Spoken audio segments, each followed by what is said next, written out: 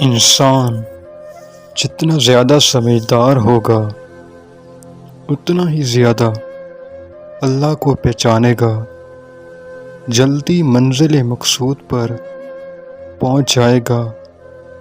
جو کوئی علم و حکمت اور بزرگوں کی باتوں سے دور رہے اس کا دل مر جاتا ہے، اس میں حمیت، ہمدردی، نیکی کا جوش اور مروت کی سرگرمی نہیں رہتی۔ جو اپنے کو عاجز اور گوار سمجھ کر سلوک کرتا ہے، خدا اسے رفیع القدر بناتا ہے، اور جو اپنے آپ کو معزز جانتا ہے اللہ اسے دنیا میں خوار کر دیتا ہے۔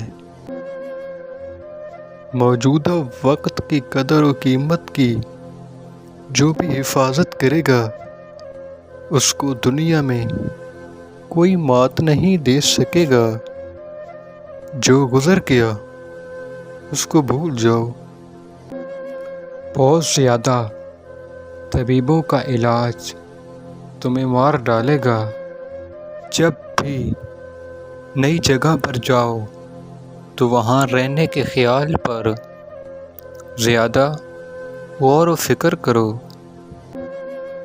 انسان خود کو اس وقت ذلیل و رسوا کر دیتا ہے جب وہ خود کا موازنہ دوسری شخصیات سے کر رہا ہوتا ہے۔ حد سے زیادہ نیند پوری کرنا تمہاری یادداشت کو کمزور کر سکتا ہے۔ ہمیشہ اعتدال سے سویا کرو۔ کسی بھی فیصلے سے پہلے مشورہ ہمیشہ ایسے شخص سے کرو جو تجربہ کار ہو۔ کسی بھی چیز کو چھوڑنے سے پہلے یقین ضرور کر لیں، اس سے بہتر آپ کے پاس کچھ ہے۔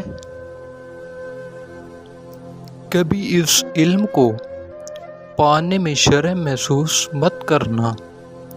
جو علم سیکھنے تمہارے لیے فائدہ مند ہو۔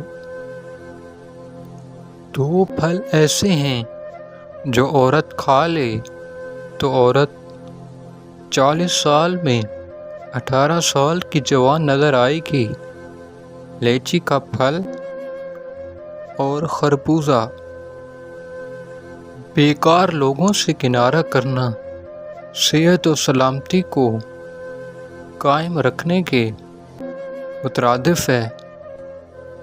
اپنے نفس کو ہمیشہ پاکیزہ رکھنا چاہتے ہو تو لوگوں کے جنازے میں ضرور شریک ہوا کرو۔